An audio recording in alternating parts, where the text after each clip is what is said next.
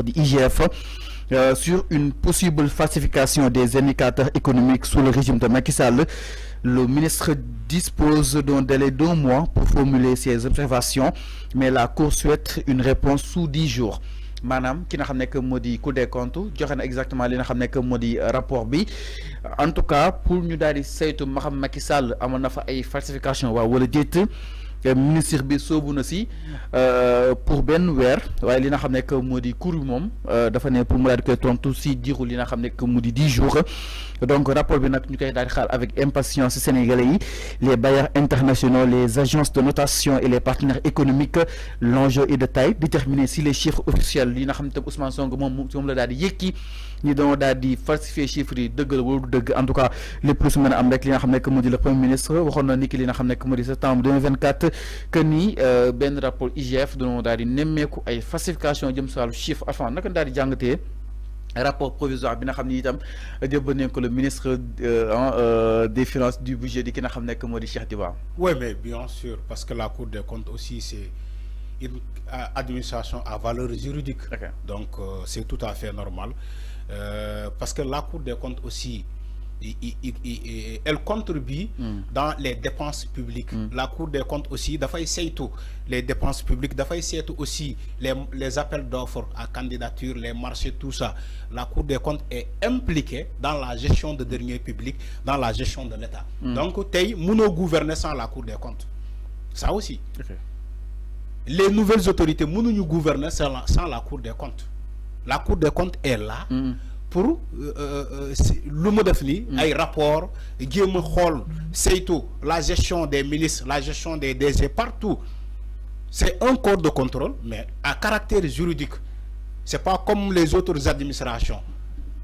Même liggéey lay def que par exemple l'inspection générale d'État, l'inspection générale des finances, OFNAC ak ñeneen, mais la spécialité de la Cour des comptes mooy maanaam c'est une administration à caractère juridique. Lolo moy la différence entre la Cour des comptes et les autres corps de contrôle. Donc tay danaka ci revendication sénégalais. Voilà ce qui est attendu par les Sénégalais ou bien ce qui est attendu par le régime en place. Moy manam le rapport final de la Cour des comptes. Okay. Je crois que Sénégalais yep mom lañ doon xaar. Tay cette Cour des comptes là formaliser un rapport jokko le ministre des Finances soit disant que dafay xaar réponse dans le délai des 10 jours. Donc lolu ministre bi 1 mois la ñaan. Voilà. La ñaan Cour des comptes ne ko 10 jours. Bon non, ils vont essayer d'arranger tout ça. Okay. Pour voir ce qui est là dans de la faisabilité. Soit le ministre a un délai de 10 jours. Donc pour répondre à la Cour des comptes, ou bien la Cour des comptes peut faire un rallonge. Donc yokk tuuti le délai qui a été donné. Mais tout ça c'est dans le cadre de la bonne gestion. Parce que il y avait des choses you don't wax fi ni que donc il y avait une gestion gabégique, il y avait aussi un maquillage des chiffres qui l'ancien régime. Mais enfin lolo exactement. Donc tout ça lolo fan la ko wara mëna tek le fait que cour bi génnéwul parce que li tamit do nañ ko waxtané. Non, il y a surtout le groupe matinal dina déterminer l'avenir politique bu Ousmane Sonko si toutefois chiffres yi mënu ko déterminer. Macky lalé aussi. Non mënu ko déterminer. La Cour des comptes day andi sa contribution. Ah mais Sonko fan la tek né afin falsification amna. Sonko il y a Cour des comptes génnéwul ay liggéeyam contrôle qui ont fait des rapports. IGF peut-être. L'inspection générale des finances, c'est un corps de contrôle. L'inspection générale d'État, IGE, c'est un corps de contrôle. OFNAC, c'est un corps de contrôle. OFNAC, il y a des magistrats là-bas. C'est des magistrats qui sont là-bas. Mais Serigne Bassirou Gueye, c'est un magistrat. Boulen Faté Lolo. Donc, le cours des comptes d'EF, OFNAC d'accord def. OFNAC d'accord def. Non OFNAC toné OFNAC mo ñi son saytu ministre. Voilà donc ak les députés. Mais chiffres yi nga xamni tam mo nekk les investissements de l'État du Sénégal. Macky falsifié ko ñu né ci ay cadre Ousmane Sonko lolu doy na war Alphonse ça relève. C'est des experts en fiscalité ñoko def. Le ministre Cheikh Diba qui est aujourd'hui le ministre des Finances qui est spécialisé en finance ou bien en fiscalité. Mais ñom ñoo def ces rapports là.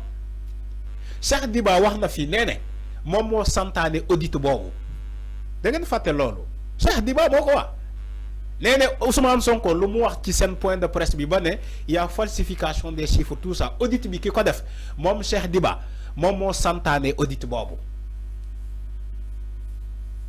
xana déggoo leen Cheikh Diba ci bopam mo santaane audit bobu donc c'est pas Ousmane Sonko. Les gens aiment tellement parler Ousmane Sonko. Il est premier ministre, d'accord. Mais ñi def audit bi Ousmane Sonko bokku ci ñi def audit bi.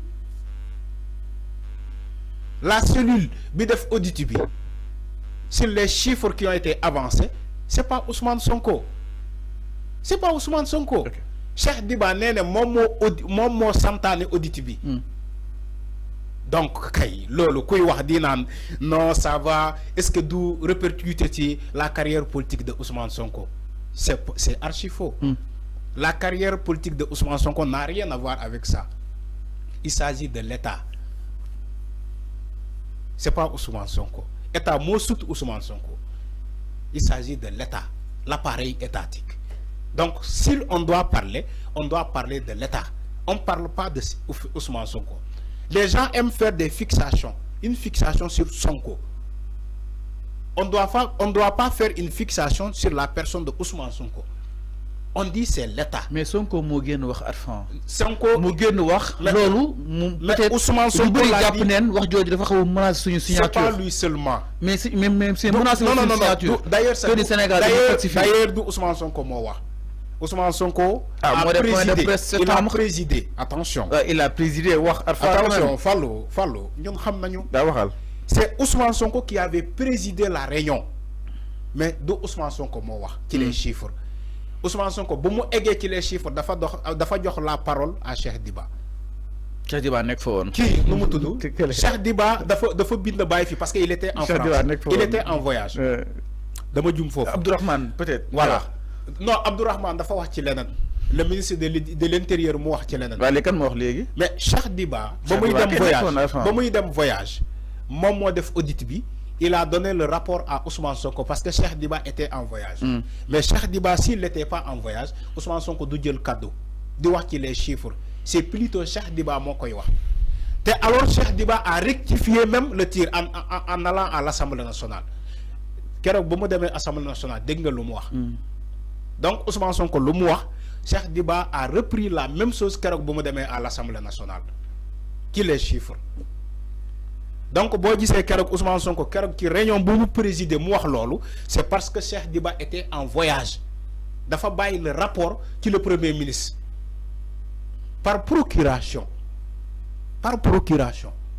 Moi, je suis le premier ministre, qui rapport bobo. Mais si Cheikh Diba n'était pas en voyage, c'est lui qui allait avancer sur les chiffres. Parlant de Cheikh Diba, Arfan, de nous dire que Ousmane Sonko, est-ce que nous sommes en désaccord avec Cheikh Diba? Parce que, question là, le pourquoi Ousmane Sonko peut-être veut valider ces dépenses publiques, ces prérogatives qui n'a Cheikh Diba. Les gens aiment parler dans la subjectivité. Non, il parle dans la subjectivité. Okay.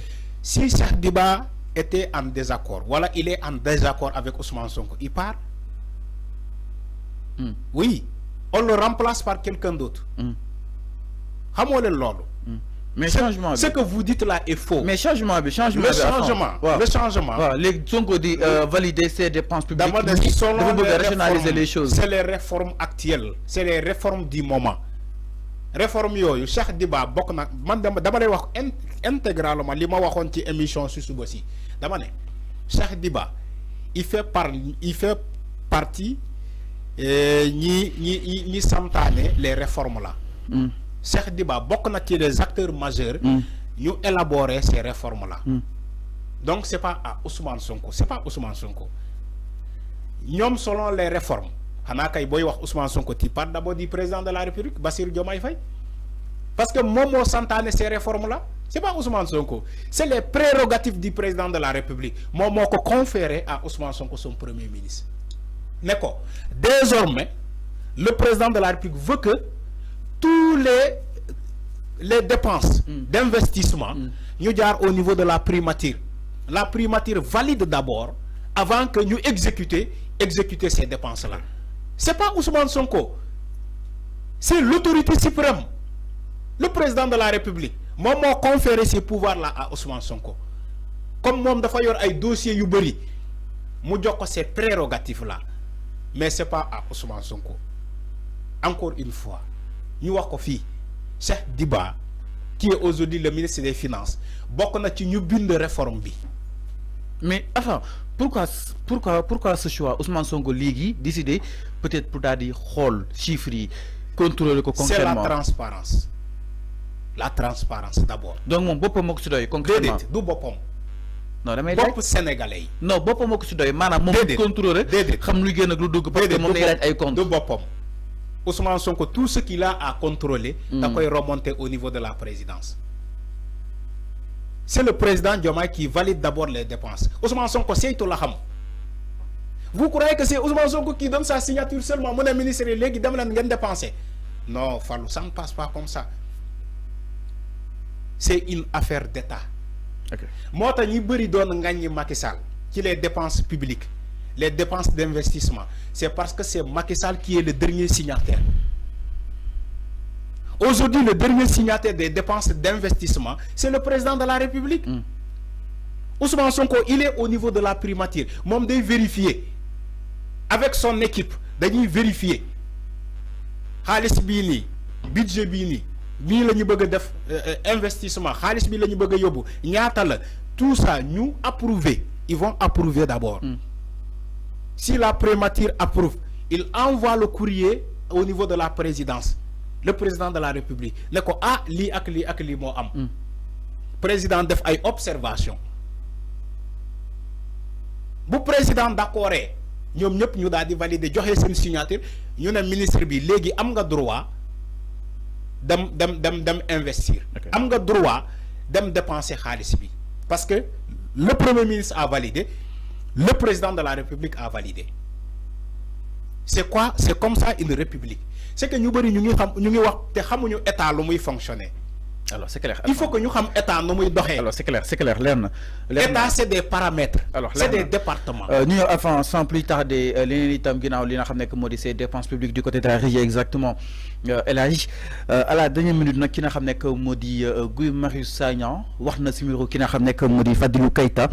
Moom ki nga xam ne que moo di Guy Marius Sagna jàpp na ni la sortie de Fadilou Keïta n'était pas justifiée surtout après la sortie bu Ousmane Sonko moom nag waru woon génn ndax Ousmane Sonko nag indi woon na ay éclaircissement sur nomination bu docteur Aboubacar Littal docteur en sociologie bi nga xam ne itam na ko nommé en tant que personnalité qualifiée dans le secteur des lettres au sein du Sénégal. Ce choix avait été contesté par certains ba si moom bokk na si waaye Ousmane Sonko waxee rek la daal di noppi par rapport ak li nga xam ne que moo di boobu di Mich.